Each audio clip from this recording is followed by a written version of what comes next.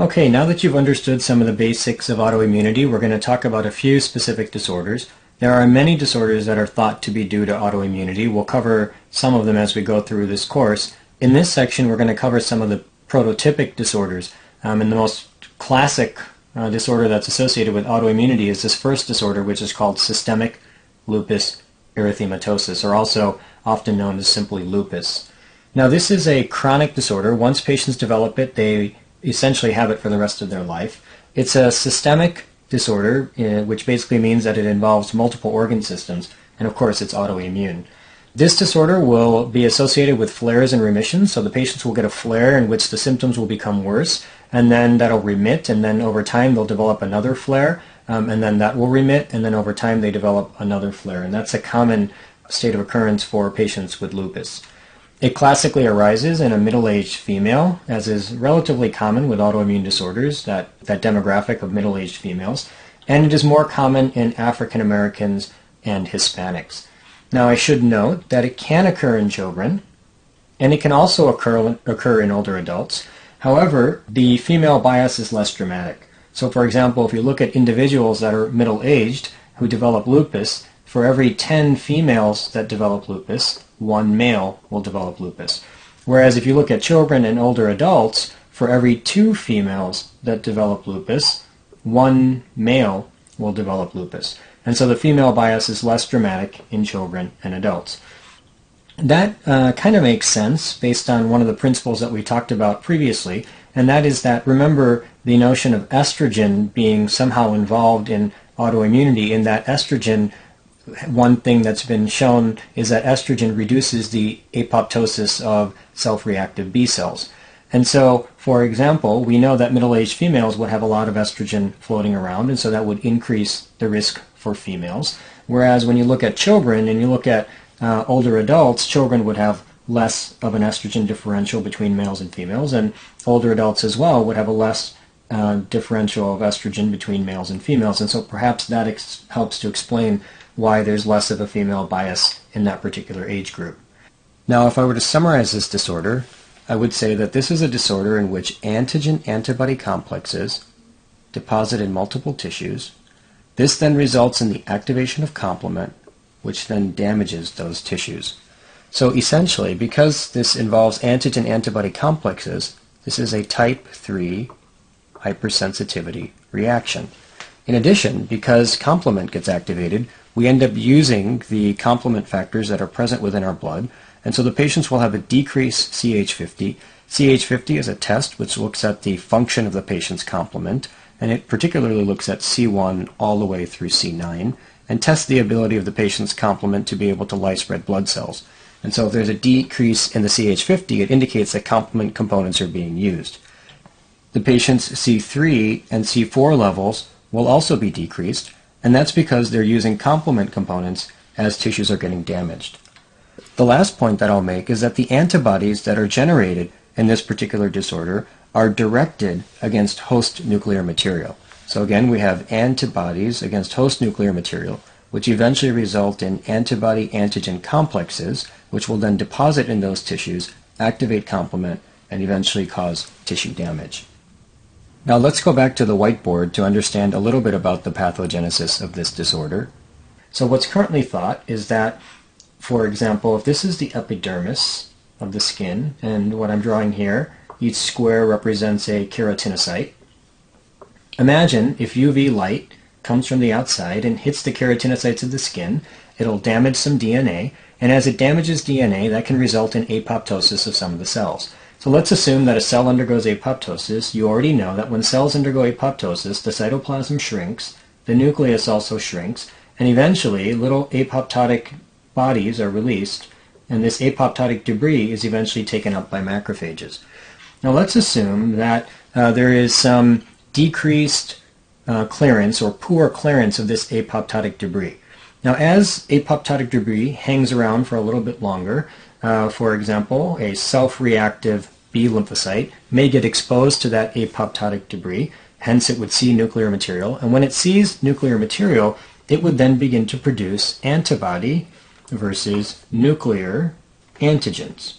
So as antibodies produced against nuclear antigens, the next time UVB light hits the keratinocyte and causes apoptosis again, which then results in release of nuclear material.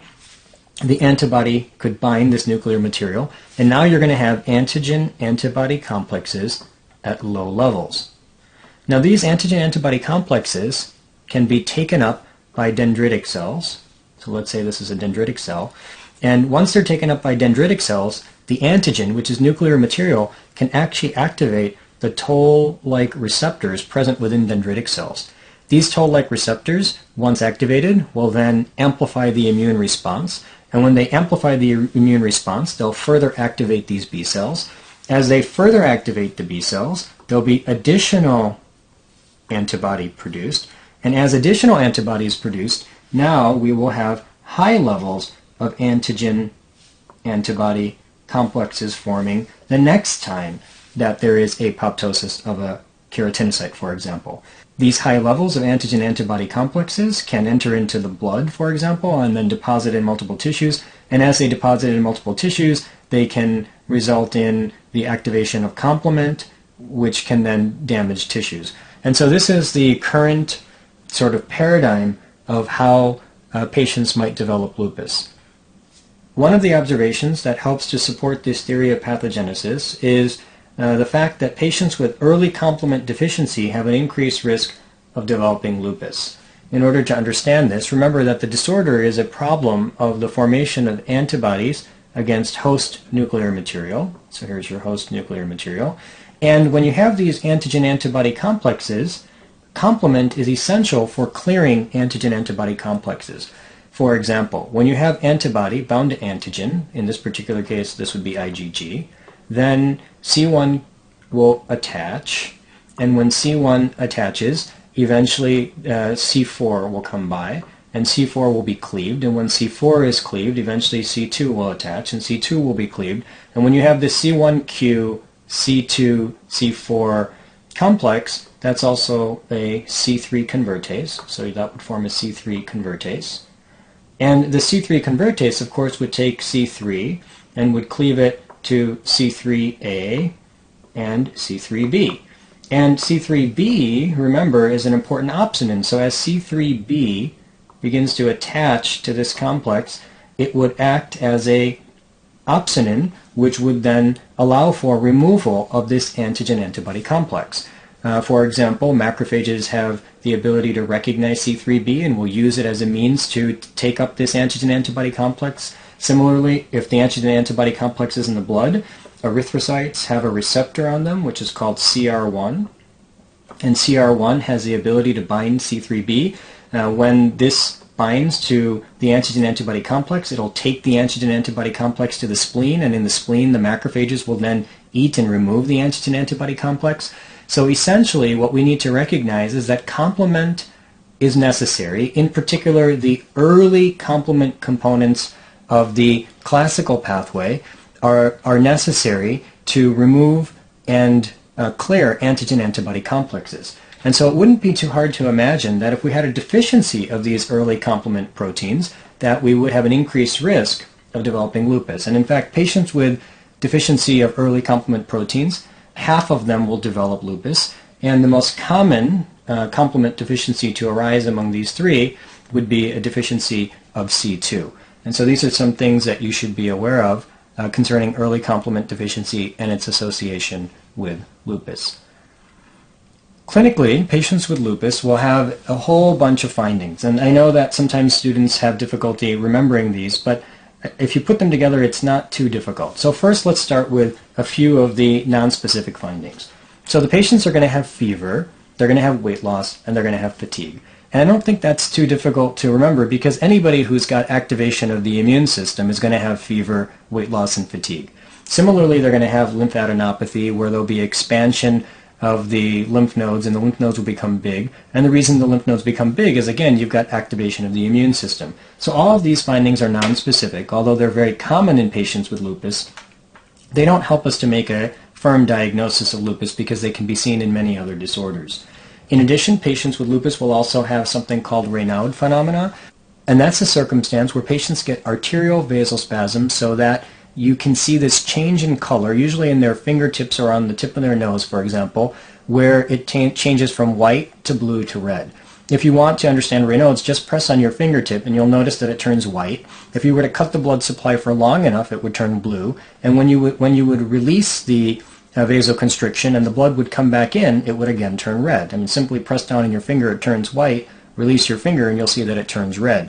So that's the exact sequence that occurs in Raynaud's. There's a vasospasm of the artery, which kind of cuts the blood supply for a few minutes, and that then turns the finger white. Over time, as there's ischemia, it turns blue, and then eventually when the vasospasm releases, the red color comes back into the organ, in particular the fingertips or the nose. And this is often associated with cold or with stress, meaning patients will get this white to blue to red change when there is cold temperature or when they're undergoing stress. Raynaud phenomena is very nonspecific. It can be seen in patients who have no autoimmune disorders. In fact, when patients have Raynaud's, they often don't have any other autoimmune disorder, or it can be seen in association with multiple autoimmune disorders. So again, I put that in the nonspecific list. What would be a little more specific for lupus is a malar butterfly rash or a discoid rash, especially on exposure to sunlight. The malar butterfly rash is a rash that's seen over the cheekbones, and here is an image of such a malar butterfly rash. So it's called a butterfly rash because of this pattern here, and of course this is seen over the cheekbones, and so that's a classic rash that can occur in patients, especially when they are exposed to sunlight. So that's a feature of lupus that you should be aware of. Now again, one feature does not make lupus, and malar butterfly rash can be seen in other disorders as well. However, it is an important diagnostic criteria for this particular disorder. Another type of rash that can be seen is something called the discoid rash. This is a rash which is circular and erythematous with scaling that can scar. In fact, here's a picture of a discoid rash, and you can see this kind of looks like a circular or disc-like rash. You can see that it is erythematous. You can see that there is scaling on this rash, and over time this would scar. It's this type of rash that actually led to the name lupus. Lupus literally means wolf, and it was thought that this disorder arose when a person was bit by a wolf in the middle of the night. And so they would get these lesions that would scar, and so people would call this lupus because they thought that this was due to a wolf bite. And so it is important to be aware of this classic lesion, and this is also one of the diagnostic criteria as well. So a malar rash or a discoid rash, especially upon exposure to sunlight. Now there are 11 official criteria for lupus, and of those 11, number 1 is a malar rash, number 2 is a discoid rash, and number 3 is a rash upon exposure to sunlight. So 1, 2, and 3 are taken care of right there. Now I should take a moment to just be clear that although we're going to list 11 criteria, not all criteria are going to be seen in any particular patient. In fact, you only need 4 of these criteria, or at least 4 of these criteria, in order to make a diagnosis of lupus. Other features that can be seen are oral or nasopharyngeal ulcers. In fact, this is the 4th criteria. Arthritis. When patients get arthritis, this usually involves peripheral joints, usually 2 or more joints. The joints will be tender and swelling, but there will be no deformity, and that is number 5 criteria. Number 6 criteria is that patients get inflammation of the serosal surfaces. So for example, they'll get inflammation of the serosa of the lung, giving them pleuritis, and that can result in pleuritic pain. So when patients breathe in, they might feel pain, or it could result in a rub that could be heard on auscultation. Similarly, the patients could get inflammation of the serosal surface of the heart. That would give them pericarditis, and that could be detected by EKG, or it could be detected by auscultating a rub, or it could be detected by an effusion in the pericardium. So this is a criteria as well, and serositis is a common finding in lupus. The 7th criteria is CNS problems, in particular psychosis or seizures. The 8th, so that's the 7th problem. The 8th criteria is that patients will often have renal damage. Now this criteria is particularly important, so I want to spend a moment discussing it. Renal damage in lupus can be that the patients get something called a nephritic syndrome, which is going to be characterized by hypertension and hematuria. They can also get a type of disorder in the kidney which is called nephrotic syndrome, which is going to be characterized by high levels of protein leaking out into the urine. They could get both a combination of nephritic and nephrotic syndrome. They could have no damage to the kidney, Damage to the kidney is not always necessary in lupus, and so there's a wide spectrum of damage that can occur within the kidney. But the kidney is very important because it's a common cause of death in patients with lupus, and so you do need to be aware of what can happen in the kidney. The highest yield points concerning renal damage are the following. The first is that the most common and most severe problem that the patients can have in the kidney is called diffuse proliferative glomerulonephritis. And this is a type of nephritic syndrome. We'll talk more about nephritic syndrome when you do the renal section, but you should just bury in the back of your brain that this is a type of nephritic syndrome. Another high yield point is that patients who have proteinuria and nephrotic syndrome, and again you'll cover nephrotic syndrome when we do the renal section, will have a type of damage in the kidney called membranous glomerulonephritis. So this is criteria number 7, this being 6. The 8th criteria is that the patients will develop antibodies against red blood cells or white blood cells or platelets, basically some cell within the blood. And as they develop antibodies against those cells, they'll begin to damage those cells. And so if it's red cells, they'll get an anemia. If it's platelets, they'll get a thrombocytopenia. And if, for example, it's white cells, such as neutrophils or lymphocytes, they'll get a leukopenia. And so this is an important finding in lupus patients. And now I'd like to make one important point here, and that is this finding is going to be due to a type 2 hypersensitivity reaction. Remember that in general, lupus is a type 3 hypersensitivity reaction where antibody and antigen complexes will deposit in multiple tissues. However, in patients who have lupus who develop this problem in their blood, generally what happens is they have a direct antibody against the red cell, for example, and that then results in destruction of the red cell. And so that's a type 2 hypersensitivity. Another feature that can be found in patients with lupus is something called Liebman-Sachs endocarditis. And the first thing that I'd like to say is that lupus can affect any layer of the heart. So for example, lupus can affect the pericardium, and that would give you pericarditis, and we've already talked about that. Lupus can affect the myocardium, giving you myocarditis, and lupus can also affect the endocardium, giving you a Liebman-Sachs endocarditis. Now, a key finding of Liebman-Sachs endocarditis is that patients get small vegetations on both sides of the mitral valve. And again, this is a historically classic finding, but it's now rarely seen due to treatment with immunosuppressives. Now, when patients normally get endocarditis, let's imagine that this is a picture of the heart, and this is the mitral valve here. They would get vegetations on the valve, but those vegetations would be on one side of the valve. In Liebman-Sachs endocarditis, you get vegetations, and they're small little vegetations that are present on both sides of the valve. And so this is an important finding that is classic for patients with lupus, but again is not really seen because of the fact that we now treat with immunosuppressives. But it is something to be aware of. It is not one of the diagnostic criteria, but again something that you should be aware of. And so on this slide we've added an additional 3 criteria, correct? 7, 8, and 9. The 10th criteria is that patients who have lupus will often have an anti-nuclear antibody.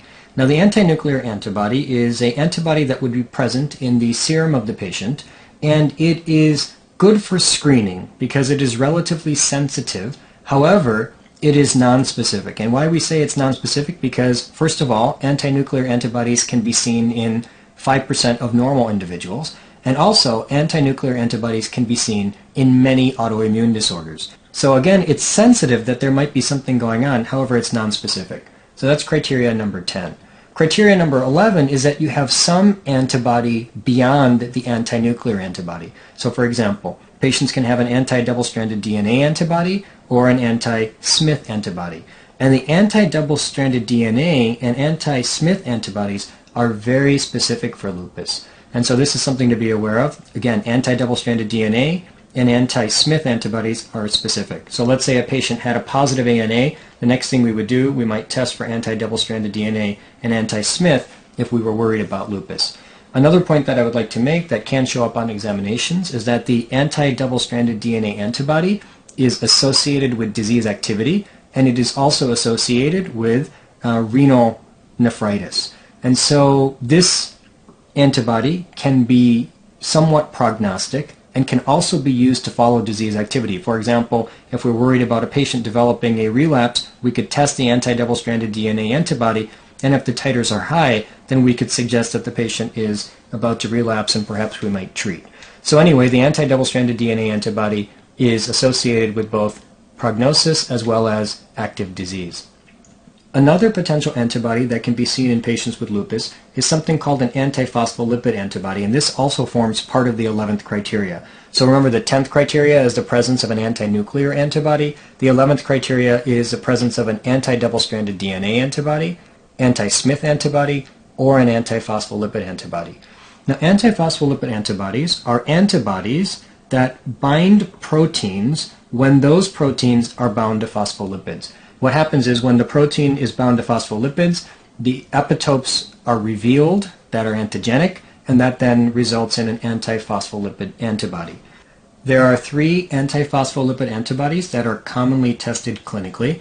The first is anti-cardiolipin antibody, the second is lupus anticoagulant, and the third is an antibody called anti-beta-2 glycoprotein 1.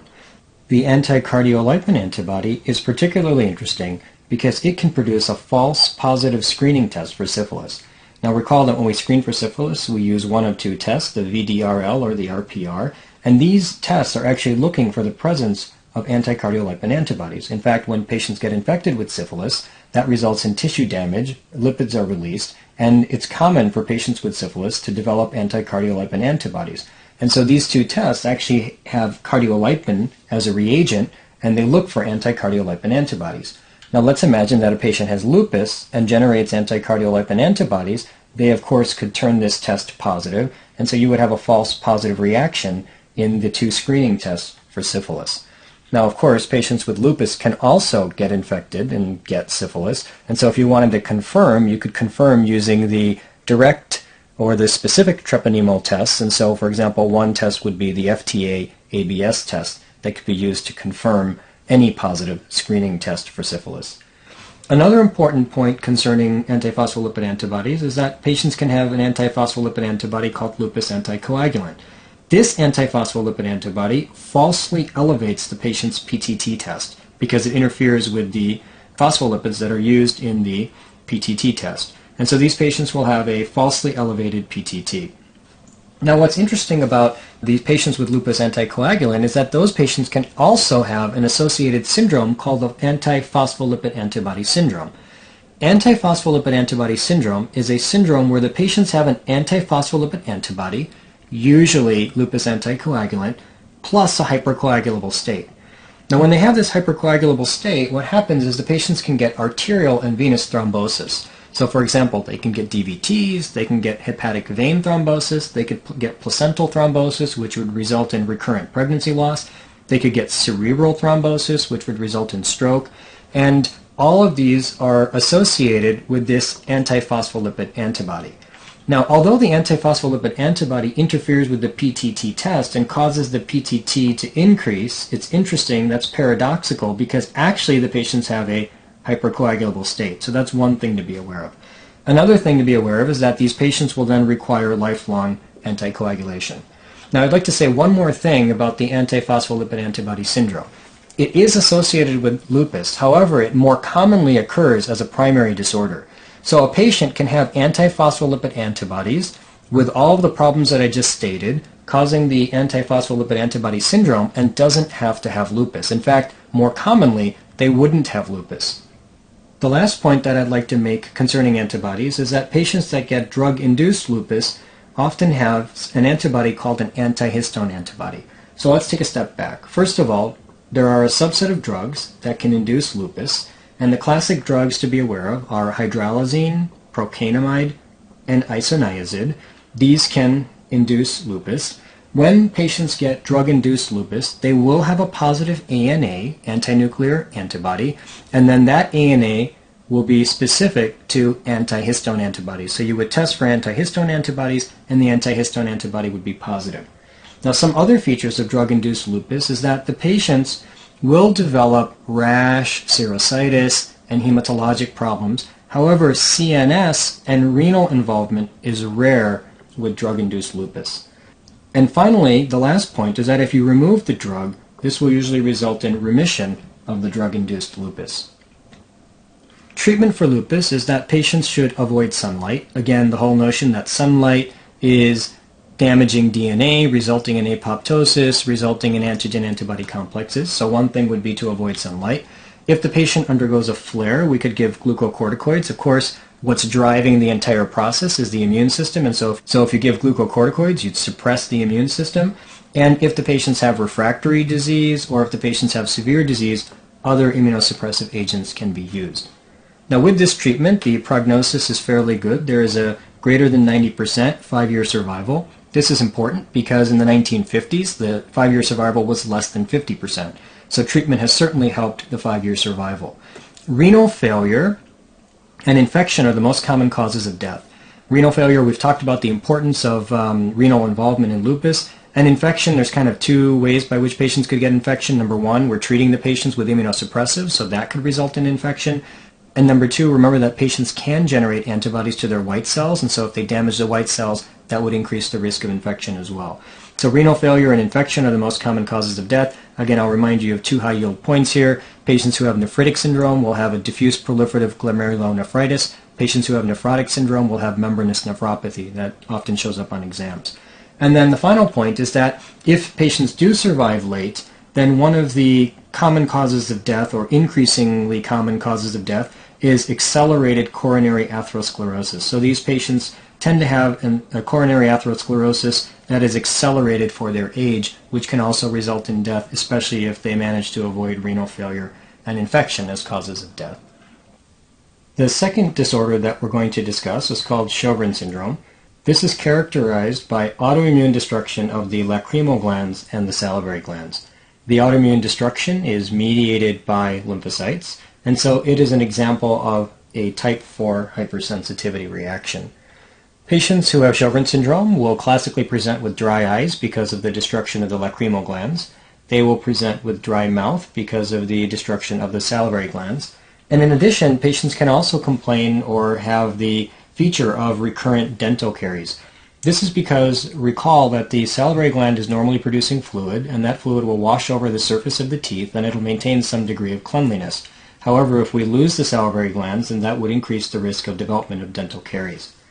Women usually present at an older age, so it's classically an older woman, and they might complain of not being able to chew a cracker, and that's again because you need the secretions of the salivary gland to add the moisture to the cracker. And they also might complain of a feeling of dirt in their eyes, and that's because the lacrimal glands are constantly pushing fluid over the surface of the eye, which helps to wash away any dirt that might come into the eye from the outside environment. So these patients obviously don't have their lacrimal glands, and so they might get the experience of feeling dirt in their eyes. Now, although the classic presentation is that of dry eyes and dry mouth, it's important to recognize that patients can also have extra glandular manifestations. So, for example, patients can have joint problems, CNS problems, skin problems, etc. When patients have Sjogren's syndrome, it could be primary, or it can be associated with another autoimmune disorder. It's very common for Sjogren's to be associated with another autoimmune disorder. There's a whole variety of autoimmune disorders that can be associated with Sjogren's. However, the most common is rheumatoid arthritis, and so that's an important high-yield point to be aware of. Patients who have Sjogren's syndrome will often have something in their blood called rheumatoid factor. This is usually seen in rheumatoid arthritis, however, can also be seen in patients with Sjogren's syndrome, and it's one more of those associations to be aware of. Now, what's interesting about rheumatoid factor is that if the patient had rheumatoid arthritis, you would expect rheumatoid factor. However, even if the patient doesn't have rheumatoid arthritis, meaning they have primary Sjogren's syndrome, they often also have rheumatoid factor in their blood. And so this is something that some people have recognized as a diagnostic criteria, i.e. the presence of rheumatoid factor in the blood. Patients who have Sjogren's syndrome will have a ANA, or an anti-nuclear antibody, and in particular they will have antibodies against ribonucleoproteins. Ribonucleoproteins are structures that are comprised of RNA and proteins. So for example, the ribosomes are an example of ribonucleoproteins, and patients will often have anti-ribonucleoprotein antibodies. In particular, the two that they classically have is anti-SSA and anti-SSB. Now, there's no rocket science here. SS indicates that this is Sjogren's syndrome, and the A represents the A antibody, and the B represents the B antibody. So no one's ever going to ask you whether SSA and SSB are associated with Sjogren's because the name kind of gives it away. However, what you should be aware of regarding SSA and SSB is that, first of all, the epitopes are ribonucleoproteins. So SSA and SSB are anti-ribonucleoprotein antibodies, number one. Number two, patients who have SSA and SSB will often have extraglandular manifestations. And number three, and perhaps the most high yield, is that patients who have SSA and SSB, the SSA in particular can cross the placenta if the patient's pregnant and can attack the baby or the fetus. And so these babies can develop neonatal lupus. Neonatal lupus is characterized by rash and hepatitis and thrombocytopenia and anemia. But most important, one of the key complications of neonatal lupus is congenital heart block. And so this is a high yield point that you want to take home. The association of pregnancy and SSA with neonatal lupus, and in particular congenital heart block. Now interestingly, you can also see SSA and SSB in a subset of patients with lupus. So there is a fairly significant subset of patients with lupus that can also have SSA and SSB. And this is important because if they have SSA or SSB, they would again have the risk of neonatal lupus and would again have the risk of congenital heart block. So it's important when a patient has SLE and gets pregnant that we screen pregnant patients to make sure that they don't have anti-SSA or anti-SSB. And if they do, that we then watch for or recognize the risk for neonatal lupus with the feared complication of congenital heart block. There are some additional diagnostic criteria for Sjogren's syndrome. Recognize that dry eyes and dry mouth can occur from other things other than Sjogren's syndrome. In addition, SSA and SSB can be present due to other things other than Sjogren's syndrome. So one of the important diagnostic criteria is that we can do a biopsy of the minor salivary glands. What happens is we do a biopsy of the lip and we look at the minor salivary glands that are associated with the lip, and we can look for the presence of lymphocytes that are attacking the minor salivary glands, and that's called lymphocytic sialadenitis, and that's an important diagnostic criteria to establish a diagnosis of Sjogren's syndrome as well. To highlight this important diagnostic criteria, I've included this image. So on the left here is relatively normal tissue. This is a lip biopsy from a patient with suspected Sjogren's syndrome, and we of course have biopsied the minor salivary gland. Now when you look at this, you'll notice that you see a bunch of glandular-like structures. Notice that some of the cells contain more pink cytoplasm, and these represent the serous cells, which are producing a more watery fluid, and other cells have a more abundant clear cytoplasm, and these cells represent the mucinous cells, which produce a mucus-like fluid. The watery fluid and the mucus-like fluid will combine together to make saliva. On the left again, this is relatively normal. When you move away from the left and you come to the center, you notice that there is this lymphocytic infiltrate, which is destroying some of the salivary gland. And so this would help us to make a diagnosis of Sjogren's syndrome. The reason we do the biopsy is to exclude other causes of destruction of the salivary gland. And so some of the things that we would want to exclude include, for example, amyloidosis. So we would want to confirm that there's no amyloid deposition within the gland. Similarly, we might also want to exclude a disease or a disorder called sarcoidosis, which is essentially a disorder in which you get non-caseating granulomas in multiple organs throughout the body. So it's important to remember that dry eyes and dry mouth can be due to other than Sjogren's syndrome, and we need to exclude other causes of dry eyes and dry mouth, and so a biopsy is particularly helpful. So in the end, if you want to summarize Sjogren's syndrome, there's essentially three major criteria that you need to look for in order to make a diagnosis. The first is going to be the presence of dry eyes. And when you think about dry eyes, we could test that clinically by looking for a decrease in tear production, and there are some clinical tests that we can use to do that. However, in the end, for your purposes, you should simply remember dry eyes criteria number 1. Criteria number 2 is an ANA plus SSA or SSB or rheumatoid factor. And criteria number 3 is the presence of lymphocytic sialadenitis.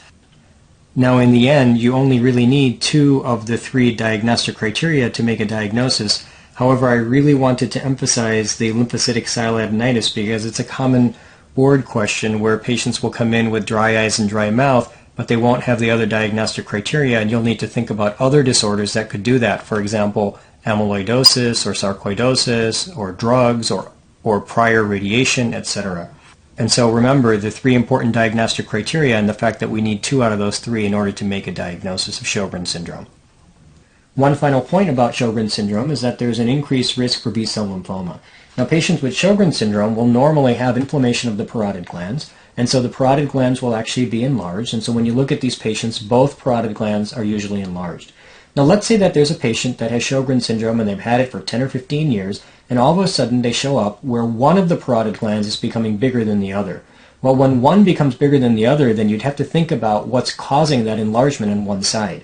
And one of the things that can cause such an enlargement is B-cell lymphoma. And so this is an important association to be aware of, especially late in the disease course. The third disorder that we're going to talk about is systemic sclerosis. This is an autoimmune disorder in which you get sclerosis of the skin and visceral organs. Sclerosis simply means hardening of tissue. And in this particular disorder, the reason that you get hardening of tissue is because there's deposition of collagen within tissues. Of course, fibroblasts are the cells that deposit collagen, and so the underlying problem in this disorder is that the fibroblasts get activated and they deposit collagen within multiple tissues. Concerning the pathogenesis, one theory is that in this particular disorder, you have an immune reaction against mesenchymal antigen, some unknown mesenchymal antigen. And so what I've drawn here is the blood vessel. These are endothelial cells, and underneath here is the connective tissue. So imagine that we have an immune reaction against an antigen within the connective tissue, or it might even be the endothelial cell itself. When we get this immune reaction, that results in a dysfunction of the endothelial cells. When we get dysfunction of the endothelial cells, there's increased expression of adhesion molecules. This then allows inflammatory cells to come into the connective tissue. Another problem that occurs is that there's going to be increased expression of a molecule called endothelin. Endothelin is an extremely strong vasoconstrictor, and that would result in constriction of the vessel. In addition, there would be decrease in the production of nitric oxide, and nitric oxide is a vasodilator. So in balance, we're going to have vasoconstriction. And then finally, the third thing that will happen is that the endothelial cells will begin to produce platelet-derived growth factor and TGF-beta. Now, TGF-beta and platelet-derived growth factor both have the ability to activate fibroblasts and to cause fibrosis. And so this will then result in fibrosis around the blood vessel. And over time, especially with the vasoconstriction, you'll get ischemia. And then that ischemia will result in additional fibrosis. And so as we get continued fibrosis, we eventually get end organ damage, which then results in systemic sclerosis. Systemic sclerosis can be divided into two types. There is a limited type and a diffuse type. In the limited type, there is limited skin involvement with late visceral involvement. The prototype of this subtype is called the CRESS syndrome. C stands for calcinosis. Calcinosis means that the patients get deposition of calcium in subcutaneous connective tissues. And the C also helps me to remember that the patients have an anti-centromere antibody. The R stands for Raynaud phenomena, so these patients will often have Raynaud phenomena. Again, remember that Raynaud phenomena, it usually occurs in the fingertips or the tip of the nose or the earlobes, for example, and it results when the patient's exposed to cold or stress. This then causes an arterial vasospasm, which then causes the tip of the finger, for example, to turn white and then eventually blue, and then when the vasospasm releases, to become red again. This is one of the earliest signs that it's seen in the limited type of systemic sclerosis. It's often seen years before any other symptoms or signs develop. But remember that Raynaud phenomena can also be seen in lupus patients. It can also be seen in normal patients, and so it's not specific for the disorder. The E in the CRESS stands for esophageal dysmotility. Let's go back to the whiteboard to remind ourselves. Here is the esophagus, and then we have, of course, the esophagus feeding into the stomach. And so what can happen in these patients is that they can get fibrosis of the wall of the lower portion of the esophagus. That would result in dysmotility, and perhaps the patients could even have difficulty swallowing both solids and liquids. The reason for both solids and liquids is because we require peristalsis to bring down both solids and liquids, and if this wall was fibrosed, we would not have the normal peristalsis of the esophageal tube. In addition, because we get fibrosis in the lower portion of the esophagus, there can be disruption of the gastroesophageal junction, and if there's disruption of this junction, there can be reflux of acid from the stomach back into the esophagus, and so these patients can also have gastroesophageal reflux disease. The S stands for sclerodactyly. Sclerodactyly refers to fibrosis of the skin of the hands, and in fact that's what we mean by limited skin involvement, that it usually involves the skin of the hand. Now the fibrosis of the skin of the hand will make the skin tight, and so you'll lose the wrinkles on the skin that is present on the surface of the fingers, for example. And eventually the tightness of the skin can even constrict the blood vessels so that the patients can get necrosis and ulceration of the fingertips. And then finally, the T represents telangiectasias of the skin. Telangiectasias are dilated capillaries, and this would result in red marks on the skin. Now, although the limited type can be summarized by crest, some patients can develop more extensive internal organ involvement, but overall the prognosis is good. A second type of systemic sclerosis is the diffuse type. And in the diffuse type, you get diffuse involvement of skin with early visceral involvement. Now, any organ can be involved. Classic organs include vessels, giving you Raynaud phenomena. The most commonly involved organ system is the GI tract. This can, for example, involve the stomach, leading to delayed emptying. It can involve the small bowel, leading to malabsorption. The esophagus is the classic site, and when you get esophageal involvement, you get dysphagia. You can also get another finding of gastroesophageal reflux disease, which you'll learn more about when you do your GI lectures. The lung is also an important site of involvement. Pulmonary involvement is the most common cause of death, so you should know that the patients with this disorder, when it involves the lung, they can get interstitial fibrosis or they can develop pulmonary hypertension. The kidney is also an important organ that can be involved. The kidney is the second most common cause of death. The most feared complication of the kidney is called scleroderma renal crisis, and this is when patients get sudden onset of acute renal failure and severe hypertension. The good thing about this is that if you treat it with ACE inhibitors and you normalize the high blood pressure, that can lead to a resolution of the crisis, and so that's an important thing to be aware of. And then finally, patients can also get involvement of the heart, and so they can, for example, get heart failure because of the pulmonary hypertension, or they may actually get fibrosis of the cardiac tissue itself. One important association to be aware of is that patients with the diffuse type will have antibodies against DNA topoisomerase 1. So limited type anticentromere antibodies, diffuse type DNA topoisomerase 1 antibodies.